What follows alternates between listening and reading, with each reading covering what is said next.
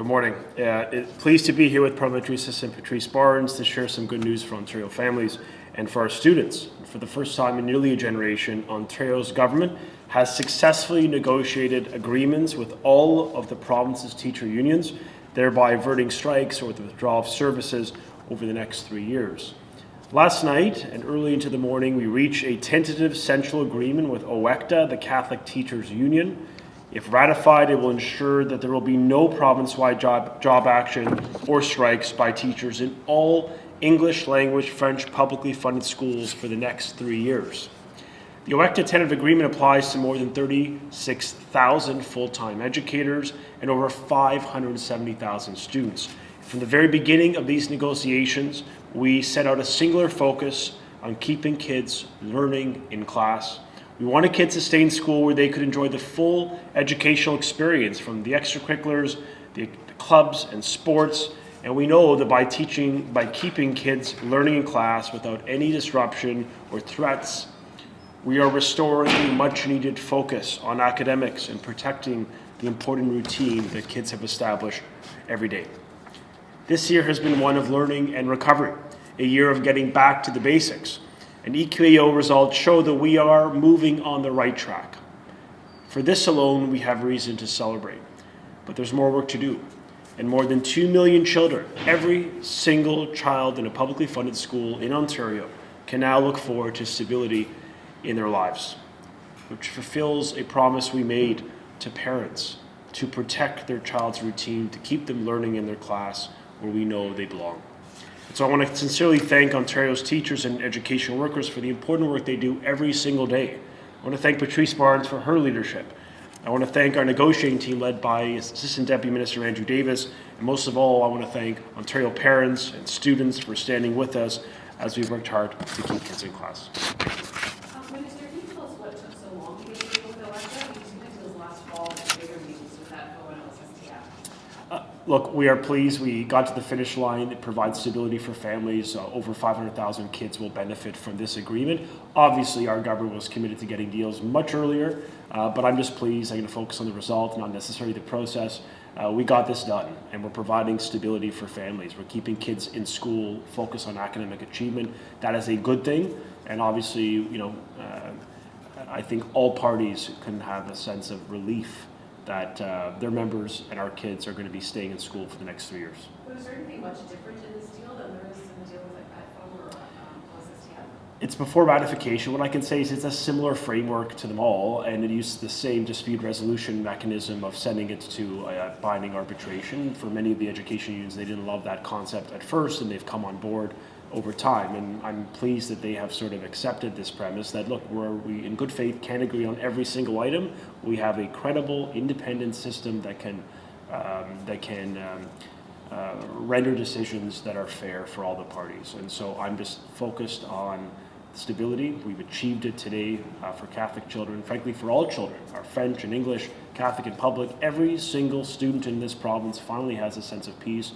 The last time this type of that type of stability has been achieved, you have to go back to 2008. So it's been quite a long time that families have had years of peace, and we are restoring that sense of focus on academics, a sense of hope and stability in the classroom, and everyone will benefit from that.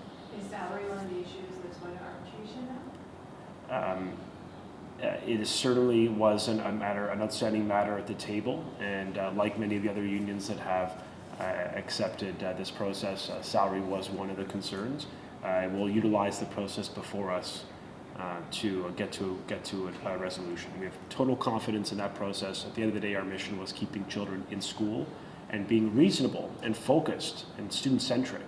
And that's why we thought it would be fair to propose to the union sending all outstanding matters to interest arbitration. It's now worked for every single teacher union to date, and I think it's an effective model in this round that keeps these kids in school. And that's the number one priority for the Premier, for our government, stability for families.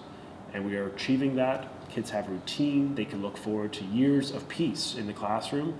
And that is the achievement of an outcome that I know every child will benefit from. So the use of arbitration for the teachers, I don't think it's something we had seen before this round. I know the next round will come after the next election, but looking ahead, Is it something that you think will stick, should stick for future rounds?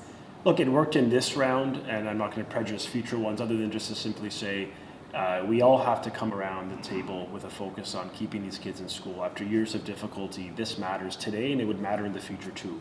So it was an effective way to reach a deal that provided stability for families and kept kids in school. That's what we're focused on, and I think certainly it can be a system used in the future. But that'll be a decision for the government of the day and the Minister of Education of the day. Minister, what are the other issues that are going for arbitration? Unfortunately, I'm not. I want to respect the process of ratification. OECTA may be better positioned to answer that if they're comfortable. But in our system, we want to maintain confidence, allow the members to make a decision independent of political commentary. And so, what I'd simply say is, I appreciate that the leadership has accepted an agreement with us that keeps kids in school. I will have confidence in them to administer a ratification process. The other unions that have ratified their deals have been upwards of 80%. It's really strong mandates, and so we look forward to seeing the result of this one too. Sorry, Sharon. Go ahead.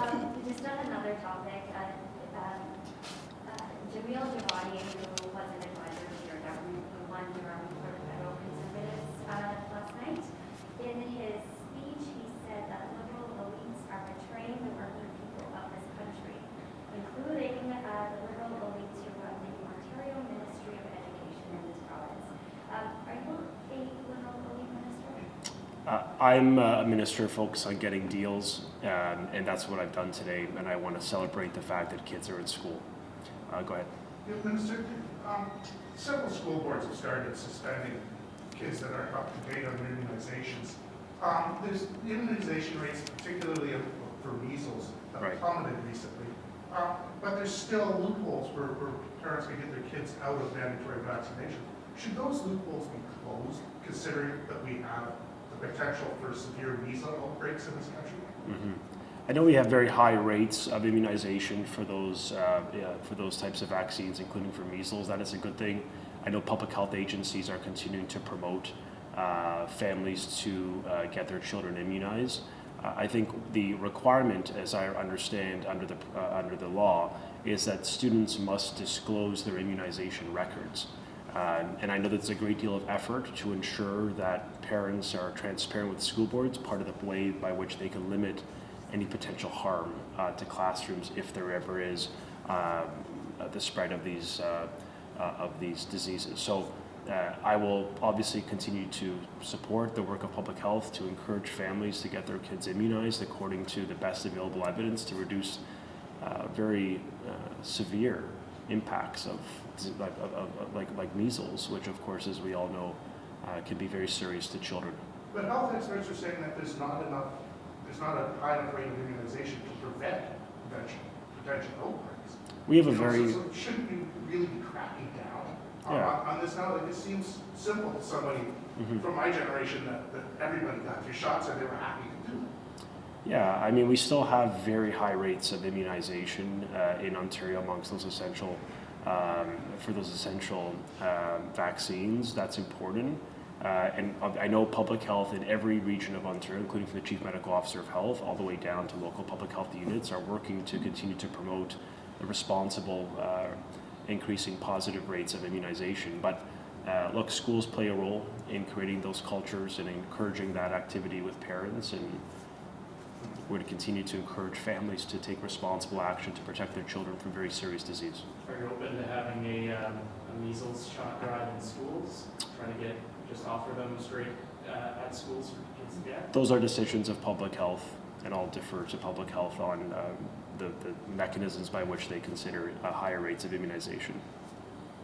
So it sounds like you've gotten every single teachers union to agree to binding arbitration, even though initially they all said they would fight tooth and nail against this. Why do you think they had that change of mind?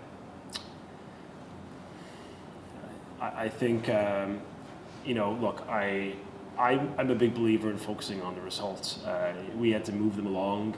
This was a different proposal brought forward to them. It's certainly not unprecedented. We do it in other sectors of the public service. I'm just happy that, while it may have taken a bit longer than I would have preferred, I'm just pleased that we got this done for families so we keep these kids in school, providing routine and stability. That is what matters. And I think the membership of the unions also, their voices matter too. And I think overwhelmingly educators want to teach in school. They don't want to be at a picket line. They want to provide academics. They want to inspire kids around the curriculum and focus on academic achievement. So I think between families, the voices of the members, and obviously the conviction of our government, we stood up strong to make sure that we could land these deals that provide some sense of continuity in the life of a child, and we've delivered it. That was our commitment. And the last time this was done was before 2008, when the government signed deals with all unions, teacher unions, where we averted any strike and withdrawal of service at the provincial or local level. So that's a great achievement. It's good for families, and we're just elated that we can deliver this good news for kids so that their kids can look forward to learning recovery and really restoring the sense of hope, common sense, and the opportunity we want back in Ontario's publicly funded schools. Do you have any idea of how much there's going to be in the budget for salary increases, since you seem to be sending every salary negotiation to arbitration? You can't know what those increases are going to be. How are you going to budget for it? Certainly, the Ministry of Finance will factor in those considerations and bring forth a fiscal framework that I think is responsible. We'll wait for the budget to see what comes of that. But I think what our priority was simply to respect the workers, our teachers, which we've done, but most importantly, respect the right of kids that they could be in school every day without disruption. And we've achieved both imperatives, which frankly is good for all. Okay, thank you so much.